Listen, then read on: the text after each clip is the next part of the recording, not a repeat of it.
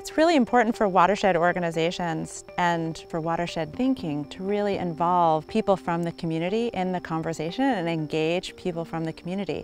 But we all know that everyone's lives are really busy, and it's hard for people to take the time for those conversations, for those opportunities to come together as a community around a watershed. And so one of the challenges for a watershed group is to figure out what is it that will inspire an individual, different partners in the community to come together. We're not necessarily trying to take the hard conservationist or environmental view of what it means to be a watershed alliance, but rather just say, in a world that's lacking of connection between people and place, and also people and themselves, we just start at that place. It's pretty fundamental, and it looks different than a lot of environmental work, but I think it's paying dividends in terms of the impact. It's really about supporting a connection, supporting stewardship, whatever that looks like, so that people can celebrate the river. And that's really the underpinning foundations of the work, which we're really excited about.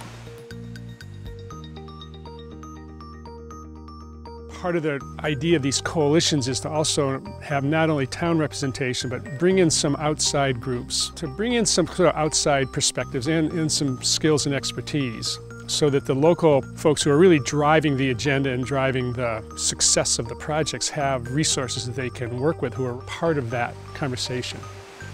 Developing these watershed organizations, I think that it's helpful to really have that mix and that blend of local folks and statewide folks, and have that relationship from the start be understood as such and have it be mutually beneficial.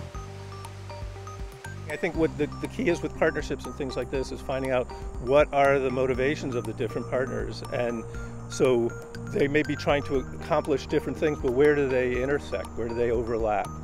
And there's a lot of synchronous activity to be had when you come together. This is the first time we've been able to kind of get together with the Green River Watershed Alliance, and it's nice because the more you can get groups working together like this, and I know they're working with other groups all the way down the river, but I mean the whole thing is to create a bigger impact, and I think this is a really important step in doing all of that.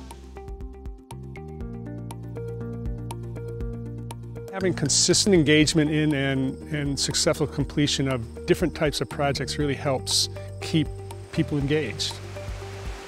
So the outreach that's happened and the events that have been planned and put out there, people see that, and both they look informative and they also look fun. And that's bringing people to the table.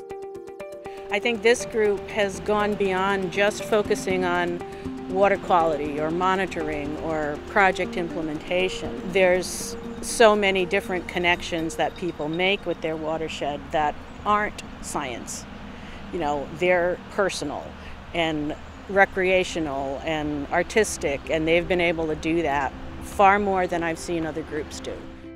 You know, it's a basic diversity issue, and so there's a question about property ownership, multi-generation relationship to the land, being sensitive to and understanding those dynamics on a local level are really important to be able to actually get things done. And the Green River Watershed Alliance has been great in finding those ways to talk to the whole community about, you know, things that may affect the river and how the river may affect them, frankly. We're elevating all members of the community, people who do like backcountry skiing, people who do, you know, kind of want to have their rural landscape, and those that are actively managing it are able to come together, I think, more meaningfully and say that we're all caring for our shared landscape, just in different ways. It's really important to spark people's personal interest and personal investment, you know, in the kind of what I can do on my own land, at my own swimming hole. You know, it's the heart piece that really makes a difference in a lot of cases. I think the Resilient Roads program that we did built a new level of trust and a new understanding about what we all care about. Even just the connection with the Resilient Roads Forum of saying, you know, why are we getting Marlborough, Halifax, and Guilford together in the same room? and why are we getting the road foremen together, is so that they can be support to each other. The 3 road foremen can be support to each other. Those road crews can be support to each other by having them together and really saying and naming that these are the folks that are actively managing and therefore know most intimately our landscape. We're elevating the position together, and we're also working to actively unite those municipalities, the town governments, and also the community members. So it's also making that watershed identity really come alive within those conversations, that it's not an arbitrary connection between these 3 towns, that it really is the road work that's happening here in Marlborough is actively influencing what's happening downstream, what's happening in Halifax and in Guildford. And so by having that conversation among all the folks there, we can make that point.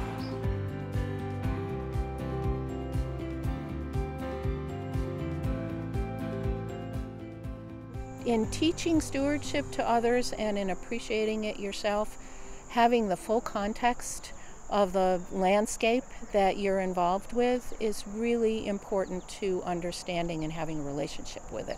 So doing a tour from the confluence to the beginning of the watershed will give anyone involved in this tour a fuller understanding of what the river is, where it travels, what its lifeblood is, what the ecosystem is around it, who the people are along it.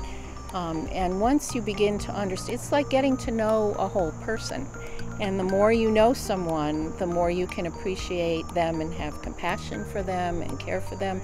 It's the same thing with rivers and landscapes. So I think this tour is a great chance not only to do that, but also to bridge the Green River in Massachusetts and the Green River in Vermont.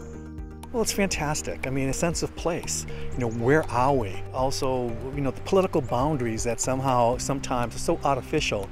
When you do something like this, you kind of understand that it's kind of a biological area that we live in, not a political area. So I think it's really valuable for people to know that and learn about that.